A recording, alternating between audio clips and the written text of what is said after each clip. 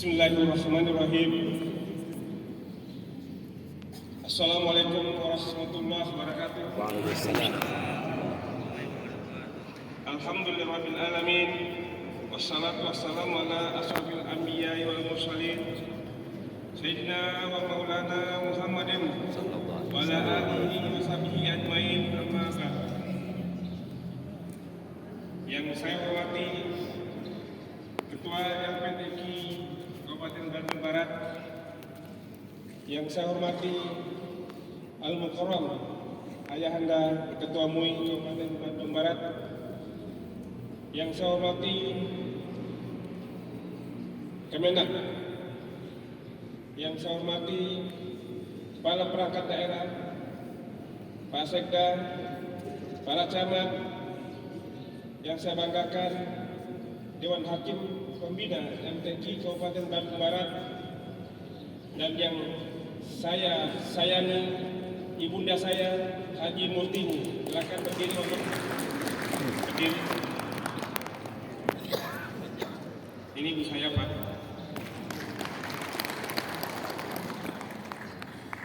Yang saya sangat cintai. Istri saya, silakan berdiri.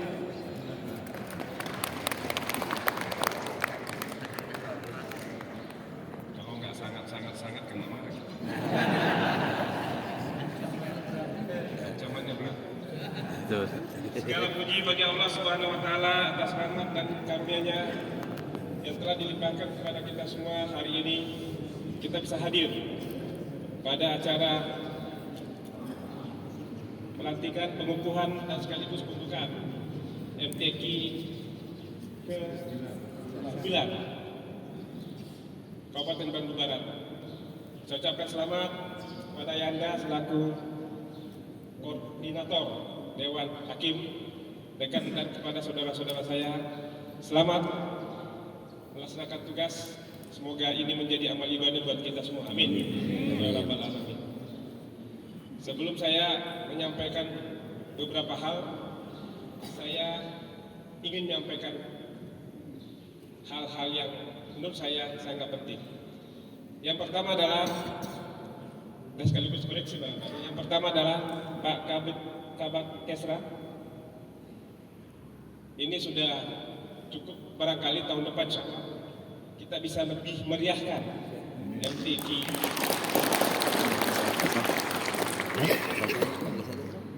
Mungkin kata Pak Kabak ini dananya terbatas. Saya pastikan tahun depan insya Allah tidak terbatas lagi. Kalau untuk agama Allah tidak ada batas. Bismillah. Yang kedua, sebelum saya lupa, Kepala Pak Camat, ada hadir semua Pak Camat? Jangan bilang lengkap dulu. Pak Camat selalu begini, lengkap. Yang tidak hadir siapa? Lengkap juga yang tidak hadir. Saya sudah tahu Pak jawabannya. Jadi saya perintahkan malam Minggu jam 18.30 membawa masyarakat sebanyak-banyaknya ke masjid ini untuk secara bersama melaksanakan salawat Nabi. Jadi hari besok sudah bisa dipastikan berapa jumlahnya, karena ini merupakan bentuk kecintaan kita kepada Rasulullah Sallallahu Alaihi Wasallam. Biasanya sih Pak Ayahanda, Pak Sekda, Pak Sekda bersama Ibu. Oh iya, iya harus selalu bersama, walaupun terbatas beberapa waktu saja. Jadi sampaikan kepada teman-teman sekalian, itu saya dilantik di tanggal 20 September kemarin. Saya sudah sampaikan kepada istri saya yang sangat saya cintai, bahwa sejak saat itu saya sudah mewakafkan diri saya untuk Bandung Barat. Oleh karena itu saya bilang sama istri saya, engkau tidak memiliki lagi fisik saya, tapi engkau tetap memiliki hati saya. Oleh karena itu setiap malam saya baru masuk ke rumah jam 1 malam, tapi hanya dapat protes juga kita. Jam 10 malam sudah ada bel, sudah jam 10 malam. Kenapa saya melakukan seperti itu? Karena terlalu banyak yang harus saya selesaikan di Kabupaten Bandung Barat ini. Sementara batas waktu saya selaku penjabat sangat terbatas.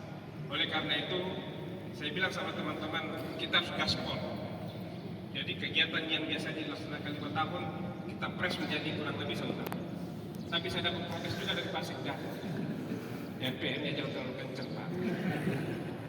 Banyak kepala SKPD yang sudah mulai tumbang.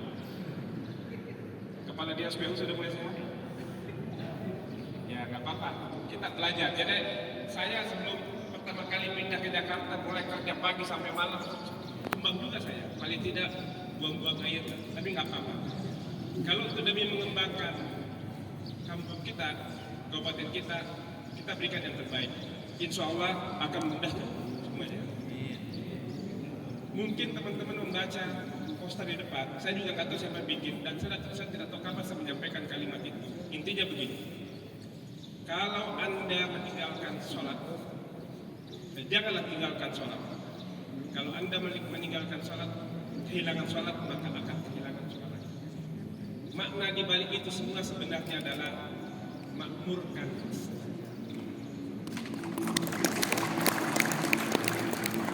Jadi awal waktu saya mencoba membangun masjid, mengajak masjid. Mungkin teman-teman belum mendapatkan informasi. Kami sepakat dengan Pak Saya dan Subrankat daerah dan semua yang ada di sini.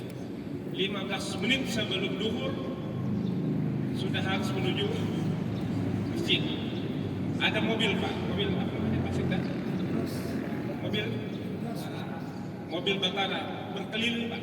Saya juga sering ikut memanggil teman-teman sekalian untuk memakmurkan masjid duhur dan asar. Dan saya bilang, selama saya ada di masjid dan di kantor, saya akan jadi imam duhur dan asar. Kenapa? Karena ingin kita membuka pintu rahmat dengan memakmurkan masjid. Selanjutnya mengenai tilawatil Quran. Cita-cita saya dulu itu jadi hafiz. Nenek saya bilang begini, nak, perbaiki baca Al-Quran, saya mau kirim kamu ke Madinah. Ya, untuk belajar hafiz Al-Quran. Ya, karena memang belajar Al-Quran itu agak sulit, gampang susah.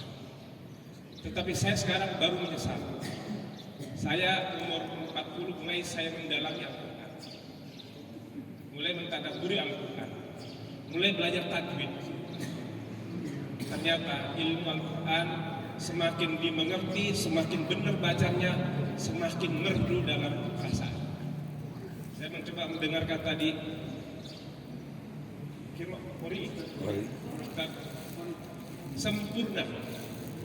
sempurna bacaannya.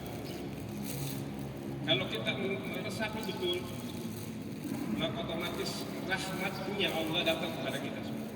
Amin. Maka kalau teman-teman masuk golongan saya sudah bilang, saya tidak mengenal lagu, saya hanya mengenal Al-Quran. Jadi silakan cek.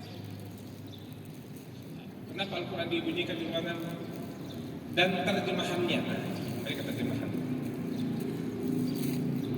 Kalau kita mampu membaca Al-Quran dan sekaligus memahami terjemahan Al-Qurannya, apalagi bisa memahami tafsir Al-Qurannya, termasuk hadisnya, kita akan menemukan sesuatu dan kita akan merasakan komunikasi kita sama Allah. Makanya tadi saya bertanya sama Pak Kepala KPP, mana orang yang ahli apa tadi ya, tafsir. Saya ingin ketemu.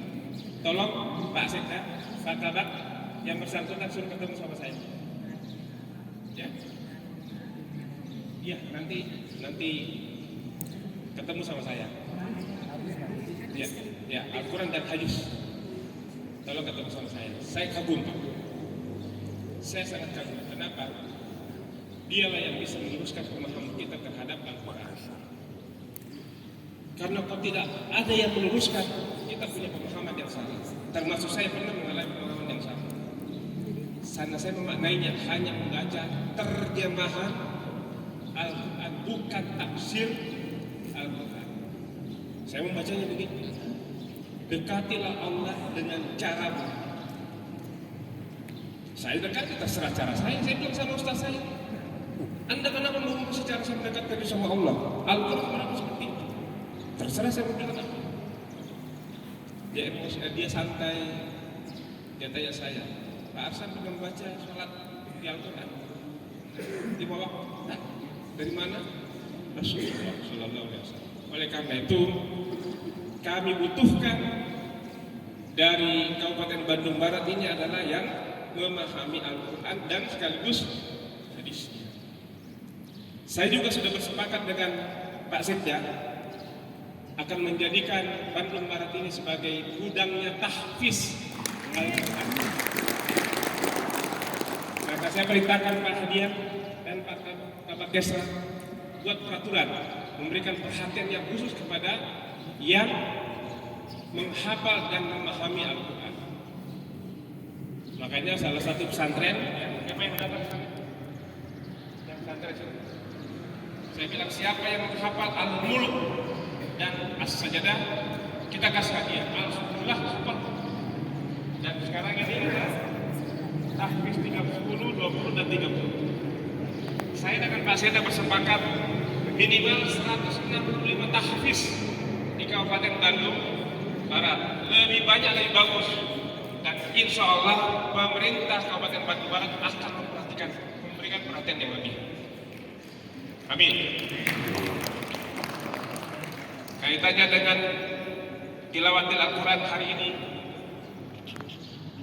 Pak Seda perlu dicatat dulu Pak Kabar. Jangan sampai ada warga kita, potensial kita, penghafal Al-Quran, hafiz Al-Quran harus pindah kabupaten hanya karena Pemdanya tidak memperhatikan.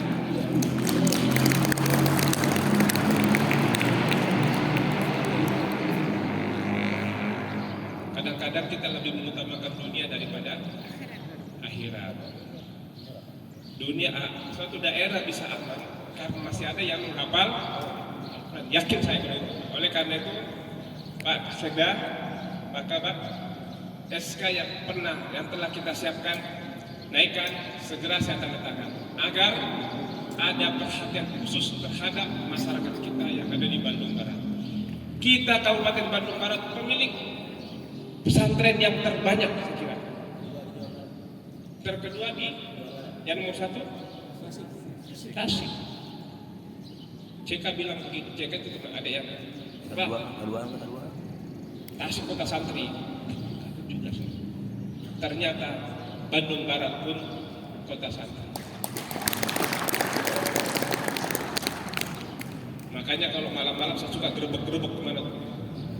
Mana pesantren? Mana pesantren saja? Kenapa? Saya ingin melihat semangat anak-anak kita. Ada pesantren yatim dan duafa. Masalah saya merinding kalau kenapa? Karena semangat untuk belajar agama. Makanya pada saat kita terapkan 15 menit sebelum ajar sudah harus di masjid, ada media, ada wartawan mengatakan bagaimana dengan pekerjaan. Saya jawab, akhirat lebih utama daripada dunia. Saya pikir ada yang mau protes sama saya, nggak ada protes juga. Ternyata takut juga sama akhirat. Takut sama akhirat, tapi pedomannya tidak dikuasai. Kalau kita beli TV, yang pertama kali dipelajari apanya? Manual book. Beli mobil, manual book. Hidup di dunia dan di akhirat, manual booknya Al-Quran dan hadis. Siapa yang berani mati tanpa mengenal manual book di akhirat? Ayo, siapa? Kan. Oleh karena itu, saya mendukung penuh kegiatan tilawatil Al-Quran dengan dukungan dari pemerintah. Kenapa?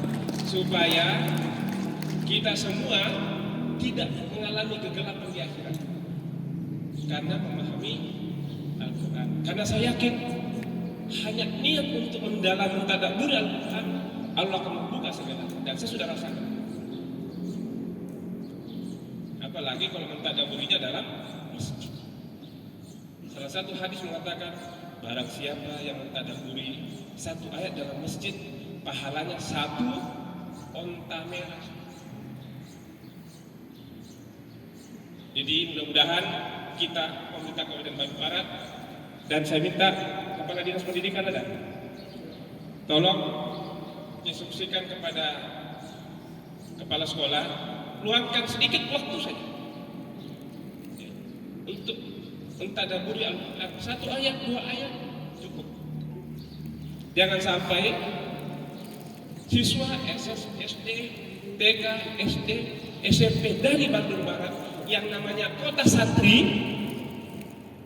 tidak memahami agama walaupun sedikit, tidak apa-apa. Ya Pak Gadis ya, tolong laporkan. Jadi saya minta, saya pernah komunikasi sama PGRI, tolong berikan waktu sedikit. Kadang-kadang kita sudah suka salah ayat ini. Raihlah duniamu, jangan lupa akhirat. Sedih saya mendengar kalimat itu. Akhirat menjadi sisa-sisa waktu. Itulah kenapa saya berani mengatakan, barang siapa kehilangan sholat, kau akan sholat. Karena kita harus berubah mindset sekarang. Jangan lupa sholat. Artinya utamakan dunia. Yang benar adalah utamakan akhirat. Ada juga mengatakan harus 50% dunia, 50% akhirat. Begitu dihitung-hitung jumlah sholatnya 5 menit kali 5, 25 menit.